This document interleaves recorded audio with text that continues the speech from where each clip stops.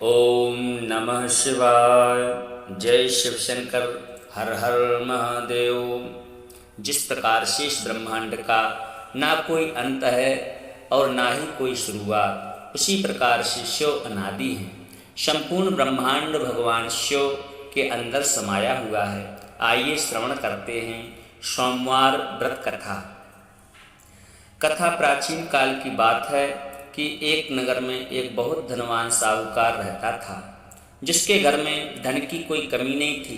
परंतु उसको एक बहुत बड़ा दुख हुआ कि उसके यहाँ कोई पुत्र नहीं था।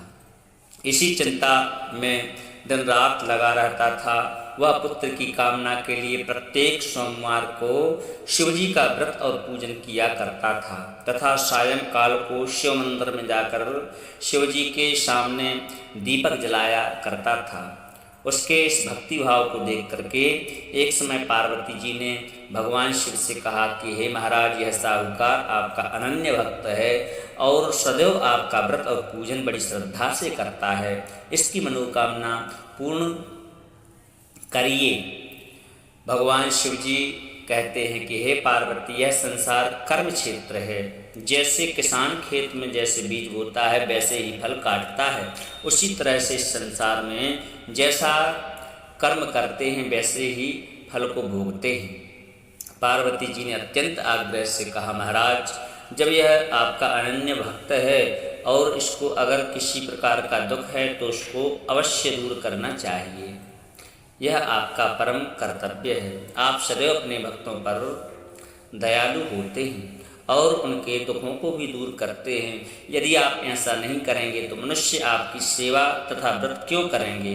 पार्वती जी का ऐसा आग्रह देख करके भगवान शिव जी महाराज कहने लगे कि हे पार्वती, इसके कोई पुत्र नहीं है। इसी चिंता में यह अत्यंत दुखी है। इसके भाग्य में पुत्र न होने पर भी इसको मैं पुत्र प्राप्ति का वरदान देता हूँ, परंतु यह पुत्र केवल 12 वर्ष तक जीवित रहेगा। इसके बाद में इसकी मृत्यु हो जाएगी। इससे अधिक मैं और इसके लिए कुछ भी नहीं कर सकता। यह सब बातें साहूकार सुन रहा था। इससे उसको ना तो प्रसन्नता हुई ना किसी प्रकार का दुख। वह पहले जैसा ही शिव जी महाराज का व्रत और पूजन करता रहा। कुछ काल व्यतीत हो जाने पर साहूकार की स्त्री गर्भवती हुई और 10वें महीने में उसके गर्भ से अत्यंत सुंदर पुत्र की प्राप्ति हुई। साहूकार के घर में बहुत खुशियाँ मनाई गईं, परंतु साहूकार ने उसकी केवल 12 साल की आयु जानकर अधिक प्रसन्नता प्रकट ना की और ना ही किसी को यह भेद बताया। जब वह बालक 11 साल का हो गया तो उस बालक की माता ने उसके पिता से विवाह आदि के लिए कहा। वह साहूकार कहने लगा कि अभी मैं इसका विवाह नहीं करूँगा, अपने पुत्र को काशी जी में पढ़ने के लिए भेजूँगा। फिर साहूकार ने अपने साले अर्थात बालक के मामा को बुला करके उसको बहुत सा धन दे करके कहा, तुम मेरे बालक को काशी जी में पढ़ने के लिए ले जाओ और रास्ते में जिस स्थान पर भी जाओ यज्ञ करना, ब्राह्मणों को भोजन कराते जाना। वह दोनों मामा भांजे यज्ञ करते हुए ब्राह्मणों को भोजन कराते जा रहे थे। रास्ते में उनको एक सुंदर नगर मिला, सुंदर शहर में राजा की कन्या का विवाह हो रहा था। दूसरे राजा का लड़का जो विवाह कराने के लिए बारात लेकर के आया था वह एक आंख से काना था।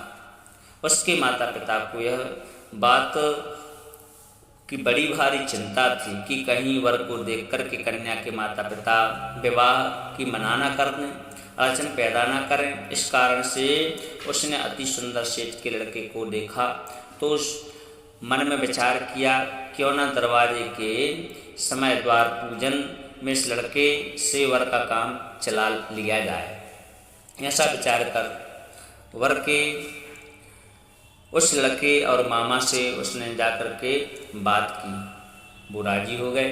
फिर उस लड़के को वर के कपड़े पहना करके घोड़ी पर चढ़ाकर दरवाजे पर ले गए और सब कार्य प्रसन्नतापूर्वक कराया गया। फिर वर के पिता ने सोचा कि यदि विवाह कार्य भी इसी लड़के से करा दिया जाए तो बुराई ही क्या है। ऐसा विचार कर लड़के और उसके मामा ने मामा से कहा, यदि आप फेरों का काम और कन्यादान के काम को भी करा दें तो आपकी बड़ी कृपा होगी। मैं इसके बदले में आपको बहुत सा धन दूंगा। तो उन्होंने स्वीकार कर लिया। विवाह कार्य भी अच्छी तरह से हो गया, परंतु जिस समय लड़का जाने लगा तो उसने राजकुमारी की चुनरी के पल्ले पर लिख दिया कि तेरा विवाह तो मेरे साथ हुआ है, परंतु जिस राजकुमार के साथ तुमको भेजेंगे वह एकांत से कहना है, मैं काशी में पढ़ने जा रहा हूँ। लड़के के जाने के बाद राजकुमारी ने जब अपनी चुनरी पर ऐसा लिखा हुआ पाया तो उसने राजकुमार के साथ जाने से मना कर दिया और कहा कि मेरा पति यह नहीं है, मेरा विवाह इसके साथ नहीं हुआ है, वह तो काशी में पढ़ने के लिए गया है। राजकुमारी के माता पिता ने अपनी कन्या को विदा नहीं किया और बारात वापस चली गई। उधर सेठ का लड़का और उसका मामा काशी जी पहुंच गए। वहां जाकर के उन्होंने यज्ञ किया और लड़के ने पढ़ना प्रारंभ किया। जब लड़के की आयु 12 साल की हो गई तो उस दिन उन्होंने यज्ञ रचा। लड़के ने अपने मामा से कहा कि मामा जी, आज मेरी तबीयत को ठीक नहीं है। तब मामा ने कहा कि अंदर जाओ और सो जाओ। लड़का अंदर जाकर सो गया और थोड़ी देर में उसके प्राण पखेरु निकल गए। जब उसके मामा ने आकर के देखा मुर्दा पड़ा है तो उसको बड़ा दुख हुआ। उसने सोचा कि अगर मैं अभी रोना पीटना मचा दूंगा तो यज्ञ का कार्य अधूरा रह जाएगा। अतः उसने जल्दी से यज्ञ कार्य समाप्त कर ब्राह्मणों के जाने के बाद में रोना पीटना प्रारंभ किया। संयोगवश उसी समय शिव पार्वती जी उसी स्थान से जा रहे थे। जब उन्होंने जोर जोर से रोने की आवाज़ सुनी, पार्वती जी कहने लगी कि महाराज कोई दुखिया रो रहा है, मैं उसके कष्ट को दूर आप उसके कष्ट को दूर करें। तब शिव पार्वती के पास जाकर के देखा भोलेनाथ ने कि वह मुर्दा जो पड़ा हुआ था वह समाप्त हो गया है। वहाँ एक लड़का मुर्दा था। पार्वती जी कहने लगी कि महाराज यह तो उसी सेठ का लड़का है जो आपके वरदान से प्राप्त हुआ था। इस बालक को और आयु दीजिए, नहीं तो इसके माता पिता तड़प तड़प करके मर जाएंगे। पार्वती जी के बार बार आग्रह करने पर शिव जी ने उसको वरदान दिया और वरदान स्वरूप जीवन दान दिया। शिव जी महाराज की कृपा से लड़का जीवित हो गया। शिव जी और पार्वती जी कैलाश पर चले गए। जब वह लड़का और मामा उसी प्रकार यज्ञ करते हुए ब्राह्मणों को भोजन कराते हुए अपने घर की ओर चल पड़े, रास्ते में उसी शहर में आए जहाँ उसका विवाह हुआ था। वहाँ पर उन्होंने यज्ञ आरंभ कर दिया तो उस लड़के के ससुर ने उसको पहचान लिया, अपने महल में ले जाकर के उसकी बड़ी खातिर की। साथ ही बहुत से दास दासियों सहित आदरपूर्वक अपनी लड़की और जमाई को विदा किया। जब वह अपने शहर के निकट आए तो मामा ने कहा कि मैं तुम्हारे घर जाकर के खबर कर देता हूँ। जब उस लड़के का मामा घर पहुँचा तो लड़के के माता पिता घर की छत पर बैठे हुए थे। यह कह रखा था कि यदि हमारा पुत्र सकुशल नहीं लौटा तो राजी खुशी नीचे यदि हमारा पुत्र सकुशल लौट आया तो हम राजी खुशी नीचे आ जाएंगे, नहीं तो छत से गिर करके प्राणों को त्याग देंगे।